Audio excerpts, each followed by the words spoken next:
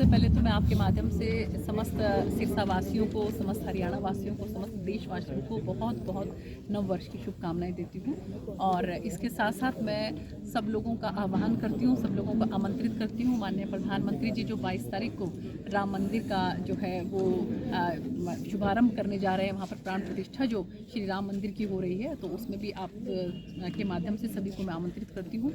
आज यहाँ पर जो है सिरसा जिले के 10 गांव जो हैं उनको हमने पानी का टैंकर जो है वो यहाँ पर दिया है, जिसमें हमारा गांव खैरेका है, जीवन नगर है, भावदीन है और जमाल है और संगर सरिस्ता है और मीरपुर है और अहमदपुर दारे वाला है और फरवाई कलां है, अबूब शहर है। तो टोटल मिलाकर 10 जो गांव हैं उनमें कुछ गौशालाएं हैं और कुछ गांव के अंदर हम पानी के टैंकर दिए हैं। और मुझे लगता है कि ये बहुत अच्छा एक जो है लाभ हमारे ग्रामवासियों को इससे मिलेगा। और इसके साथ साथ कम से कम भी 15 के करीब हमारे जो हैं वो और जो अवेटेड हैं और बहुत जल्द इस महीने के अंदर जो है हम कम से कम भी 15 के करीब होंगे, 15 के करीब और पानी के टैंकर जो है हम गांव में जहां भी ज़रूरत होगी उन गांव को हम आवंटित करेंगे। इसके साथ साथ मैं ये कहना चाहती हूँ कि आप लोगों ने देखा होगा कि माननीय प्रधानमंत्री नरेंद्र मोदी जी के नेतृत्व में जिस तरह से विकसित भारत जो है संकल्प यात्रा चल रही है, उसका लाभ जो है हमारे ग्रामवासियों को बहुत ज़बरदस्त तरीके से मिल रहा है। अभी भी मैं बल्कि जो है वो ढाणी 400 यहाँ पर हमारी विकसित भारत की जो यात्रा चल रही थी उसमें मैं शरीक हुई थी।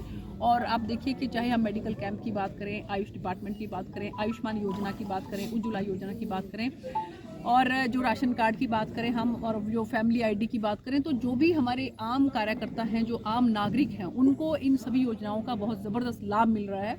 और पहली बार जो है एक आम जनता अपने आप को बड़ा सुकून महसूस कर रही है कि कहाँ पर तो जो ऑफिस हैं उनके चक्कर लगा कर जो है वो लोग परेशान हो जाते थे और अब सरकार जो है खुद उनके द्वार पर आ रही है और सभी योजनाओं का लाभ जो है उनको मिल रहा है। जिनको मिल रहा है वो बहुत अच्छी बात है, लेकिन जिनको नहीं मिला है उनको भी अब ये पता लग रहा है कि कैसी कैसी योजनाएं ऐसी हैं सरकार की कि जिनका उनको लाभ मिल सकता है। तो इसलिए वो भी बहुत जो है भारी संख्या के अंदर इसके अंदर पार्टिसिपेट कर रहे हैं। और मैं आगे के लिए भी आपके माध्यम से ग्रामवासियों को कहना चाहूँगी कि वो थोड़ा सा ये पता कर लें कि उनके गांव में कब आ रही है ये विकसित भारत संकल्प यात्रा, और वो ज़रूर उसके अंदर पार्टिसिपेट करें। बात की जाए तो 2024 का आगाज हो चुका है। हालांकि पूरे देशवासियों को इस साल का पूरा इंतजार था क्योंकि लोकसभा चुनाव अब थोड़े दिनों बाद होंगे। बीजेपी भी काफ़ी समय से इस साल का इंतजार कर रही है, तो क्या तैयारियां चल रही है लोकसभा चुनाव को लेकर? देखिए, मैं अगर आपको बताऊं कि भारतीय जनता पार्टी जो है हमारे राष्ट्रीय अध्यक्ष जगत प्रकाश नड्डा जी के नेतृत्व में जिस तरह से अपने कार्यकर्ताओं को जो है वो पूरा ऊर्जावान करके वो चलते हैं, और हम लोग जो है वो 24/7 और ये समझ लो कि 12 महीने जो है वो तैयार रहते हैं। अभी आपने देखा होगा कि जिस तरह से 5 राज्यों के चुनाव थे, 3 राज्यों के अंदर जिस तरह से बम्पर जीत जो है वो भारतीय जनता पार्टी को मिली है और हर जगह पर जो है वो डबल इंजन की सरकार अब बन रही है।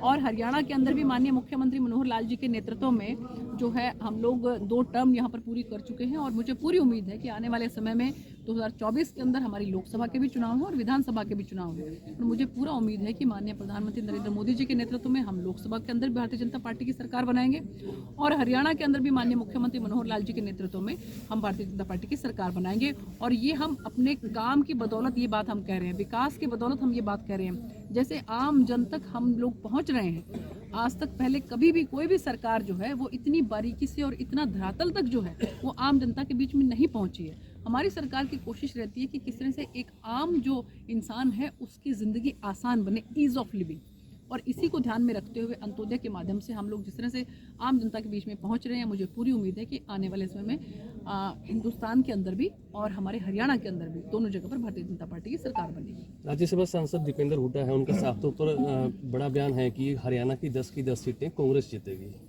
ये देखिए, ऐसा है कि सपने लेने के लिए कोई पैसे भी नहीं लगते और सपने लेने के लिए कोई किसी को रोक भी नहीं सकता है। तो इसलिए बिल्कुल लेने चाहिए, अच्छे सपने लेने चाहिए। लेकिन हमने जो है वो 2014 के अंदर भी जो है वो 7 सीटें जीती और उसके बाद 2019 के अंदर हमने 10 की 10 सीटें जीती, और अब भी मुझे पूरी उम्मीद है कि 10 की 10 सीटें जो हैं वो भारतीय जनता पार्टी के खाते में जाएंगी और कमल का फूल खिलेगा। आप पार्टी द्वारा भी दावा किया जा रहा है कि हरियाणा में आप परचम लहराएंगे। आप पार्टी ने तो 5 जो राज्यों में चुनाव हुए हैं, आप वहाँ पर देख लीजिए उनका क्या हालत हुई है। जो नोटा जो है उनसे भी कम जो है उनके वोट वहाँ पर उनको मिले हैं, तो प्रतिशत आप देख सकते हैं। और उससे जो उनके दावे जो हैं, मैं फिर वही बात कहूँगी कि सपने लेने से कोई किसी को रोक नहीं सकता। लेकिन इन दिनों एसवीएल का मुद्दा काफ़ी गर्माया हुआ है। हालांकि पिछले दिनों पंजाब और हरियाणा के मुख्यमंत्री की मुलाकात हुई थी, लेकिन कोई नतीजा नहीं निकल पाया। पंजाब का साफ तौर पर कहना है कि एक बूंद भी हरियाणा को नहीं देंगे। देखिए, ऐसा है कि हमारी सरकार केंद्र में भी माननीय जो हमारे गजेंद्र जी जो शेखावत जी जो मंत्री हैं, उनकी मध्यस्थता में जो है वो दोनों मुख्यमंत्री जो मिले थे, आदरणीय मनोहर लाल जी भी और पंजाब के मुख्यमंत्री जी भी। लेकिन मुझे लगता है कि उनके मन में जो है वो कहीं ना कहीं कुछ ऐसा भेदभाव है। नहीं तो 2 राज्य हैं और वो भी एक ही राज्य थे। उस एक राज्य में से 2 राज्य 3 राज्य जो बने हैं, तो उनको एक बड़प्पन दिखाना चाहिए कि पानी पर सबका हक है। तो मुझे लगता है कि इसमें अगर जो केंद्र जिस तरह से हम मध्यस्थता कर भी रही है, तो उनको मुझे लगता है कि ये सोचना चाहिए कि हरियाणा की जो जनता है उनका भी जो है बराबर का हिस्सा उस पानी के अंदर है, और मिलकर बैठकर जो है इसका कोई ना कोई समाधान निकालना चाहिए। लोकसभा चुनाव बिल्कुल नज़दीक हैं, आप भी सांसद हैं, आपकी क्या इच्छा है? आप चुनाव लड़ेंगे लोकसभा में? नहीं, क्यों नहीं लड़ूंगी।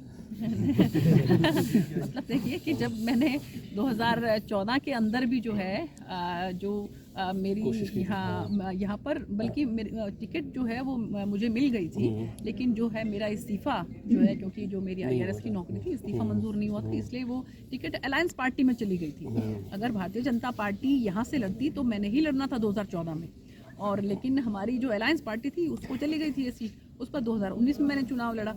तो जिस तरह से जनता का भरपूर समर्थन और प्यार मुझे मिल रहा है, तो मुझे लगता है कि जनता की भी बहुत इच्छा यही है कि मैं यहाँ से फिर से लोकसभा का चुनाव लड़ूं, और मुझे भी उम्मीद है कि मैं लोकसभा का चुनाव यहाँ से लड़ूंगी।